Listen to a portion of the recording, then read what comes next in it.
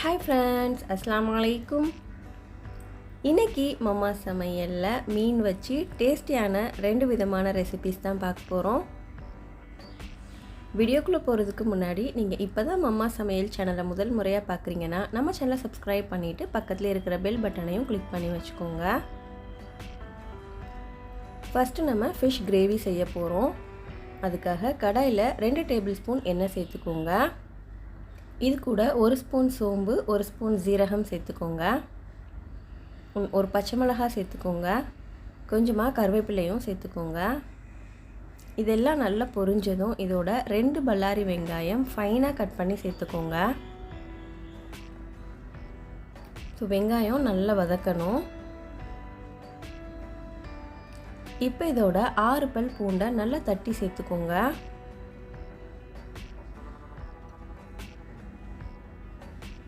பூண்டோட பச்சை வாசனை போகிற அளவுக்கு இதை நல்லா வதக்கிட்டு ஒரு 5 தக்காளி பழம் அதையும் நல்லா ஃபைனாக கட் பண்ணி சேர்த்துக்கோங்க.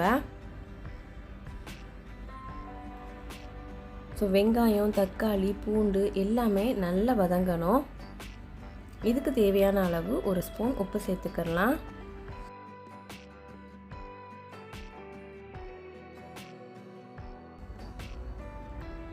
வெங்காயம் தக்காளிலாம் நல்லா வதங்கி எண்ணெய் பிரிகிற அளவுக்கு வதக்கி விட்டுருங்க.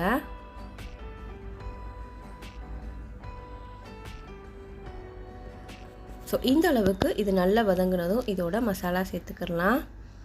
அதுக்காக 1 டீஸ்பூன் மஞ்சள் தூள், 1 டீஸ்பூன் மிளகாய் தூள். உங்களுக்கு எக்ஸ்ட்ராவாக காரம் வேணும்னா இன்னும் எக்ஸ்ட்ராவாக ஆட் பண்ணிக்கோங்க.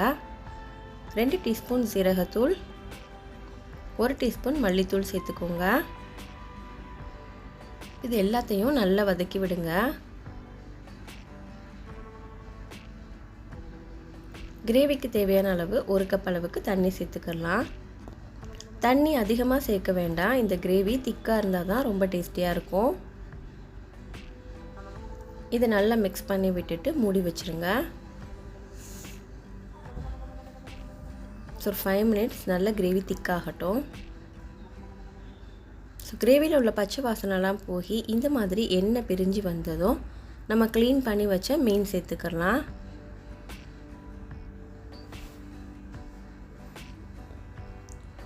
மீனெல்லாம் சேர்த்துட்டு கரண்டி வச்சு கிண்டி விடாமல் இந்த மாதிரி எல்லா பக்கமும் அந்த மசாலா படுற மாதிரி நல்லா ஷேக் பண்ணி விடுங்க.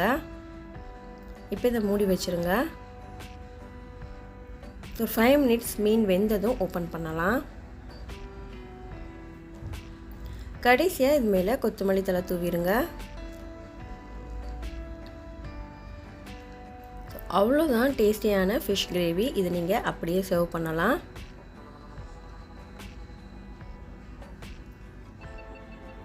சாப்பாடோட, சப்பாத்தியோட, தோசையோட சாப்பிட்றதுக்கு ரொம்ப ரொம்ப அட்டகாசமாக இருக்கும். நீங்களும் இந்த மாதிரி ட்ரை பண்ணி பாருங்கள். அடுத்ததாக இதே ஃபிஷ் வச்சு ஃபிஷ் ஃப்ரை எப்படி செய்கிறதுன்னு பார்க்கலாம்.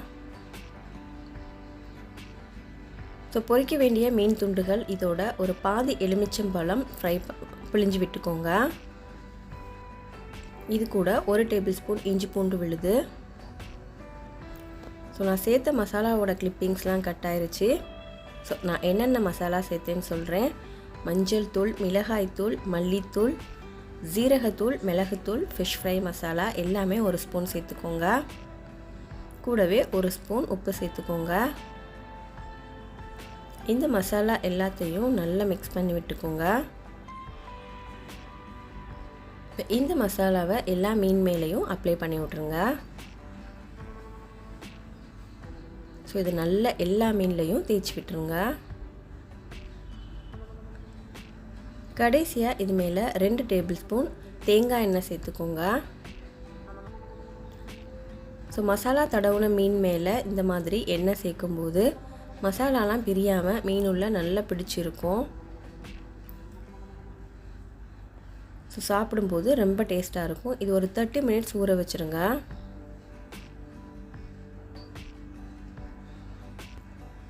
இப்போ தவா ஹீட் பண்ணிவிட்டு அதில் பொரிக்கிறதுக்கு தேவையான எண்ணெய் சேர்த்துக்கோங்க. இப்போ நம்ம மசாலா தடவி வச்ச மீனெல்லாம் அதில் சேர்த்துடலாம். மீன் ஃப்ரை பண்ணும்போது இதோட கொஞ்சமாக கருவேப்பிலை சேர்த்துக்கோங்க. கருவேப்பிலை மீன் ஃப்ரைக்கு நல்ல ஒரு ஃப்ளேவர் கொடுக்கும். ஸோ ஒரு சைடு இது நல்ல கிறிஸ்பி ஆயிடுச்சு, இன்னொரு பக்கமும் திருப்பி போட்டுடலாம்.